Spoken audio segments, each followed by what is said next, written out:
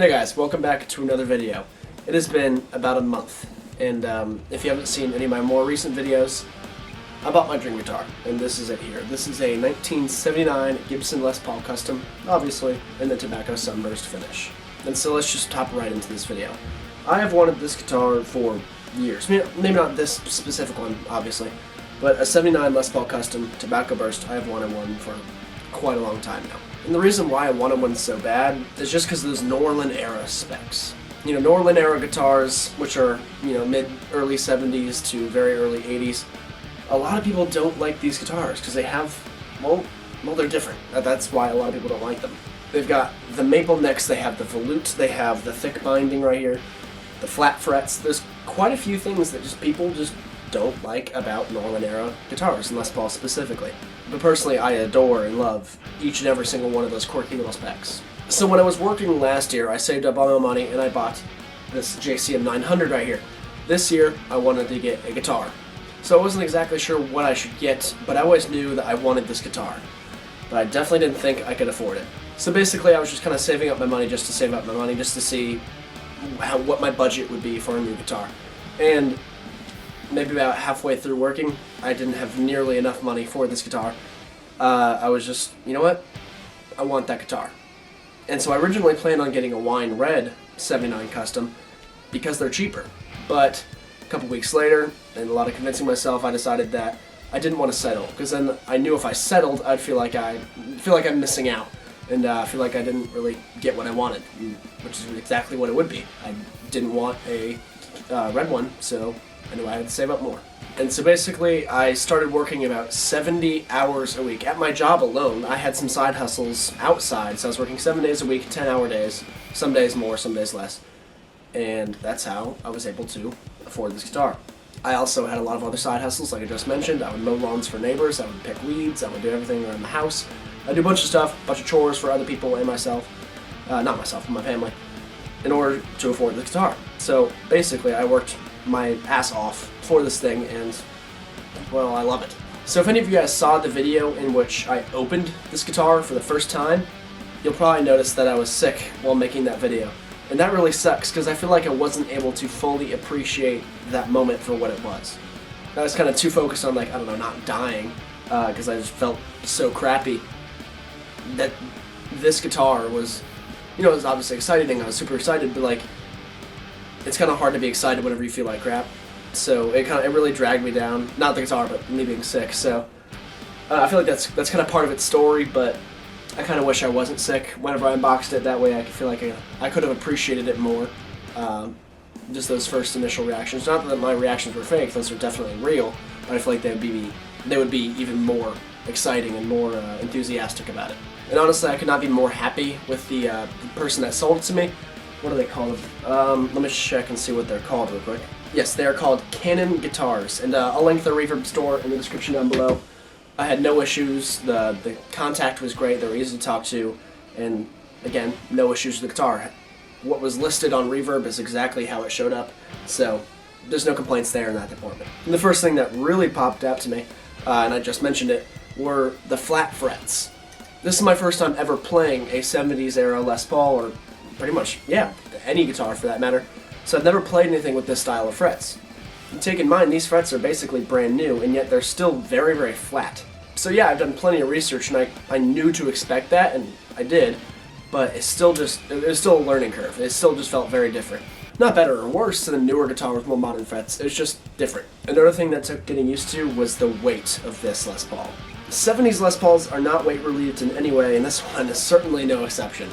This thing weighs over 12 pounds. So obviously, that's a big piece of wood.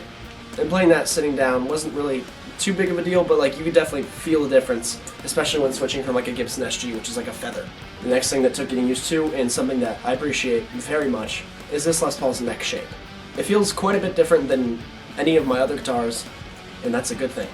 Not that those are bad in any way, but this neck just feels so good. I really feel like it just sits in my hand super well, fits my hand perfectly, so I love it. 70s Les Pauls do get a lot of praise for the necks, and that's for good reason, like I just said. They feel great, in my opinion.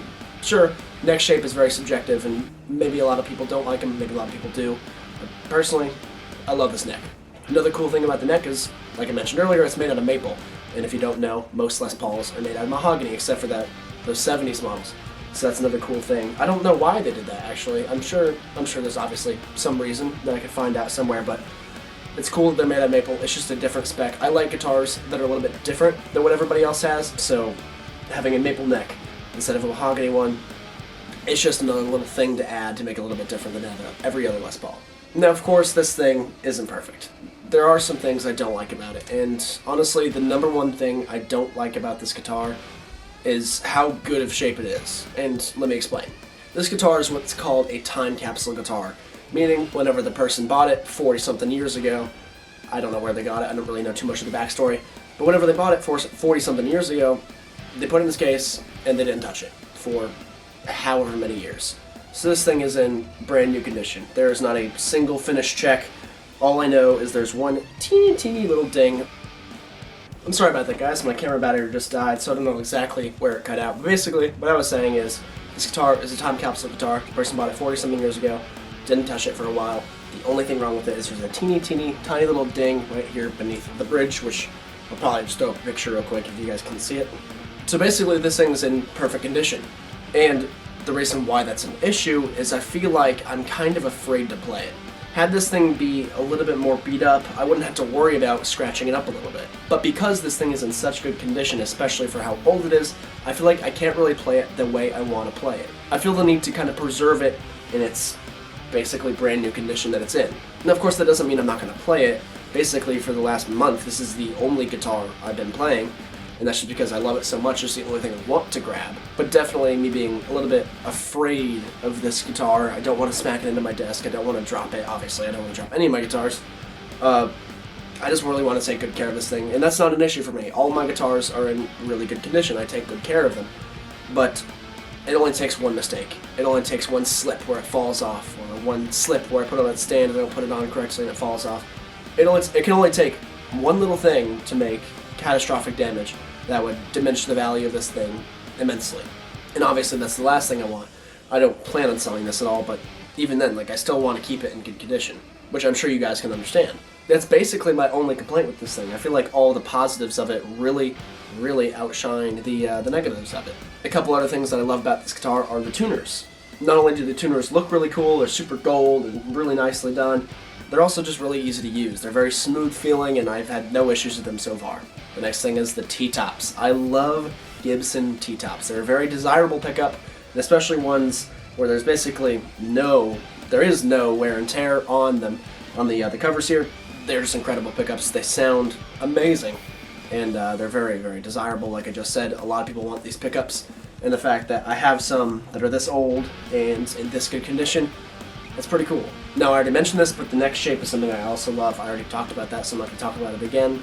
I love the volute on this thing. I feel like volutes should be on all Les Pauls. That's just my opinion. Sure, it's not a very traditional spec, but it's still something that's really cool, and it's functional. You know, it protects the guitar. Sure, it's not invincible, but it certainly helps. Also, just having your hand kind of rest up against it whenever you're playing chords up here in the first 3 frets, I don't know, it just feels very comfortable. The thing that initially attracted me to this guitar the most was its back. Just look at the figuring on this thing.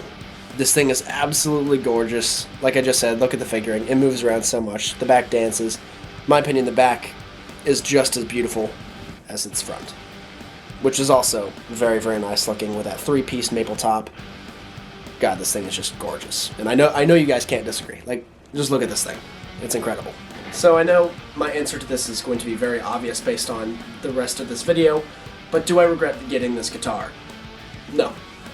Obviously. Sure, it took me a very long time to save up for it, and it was very expensive, especially for an 18-year-old.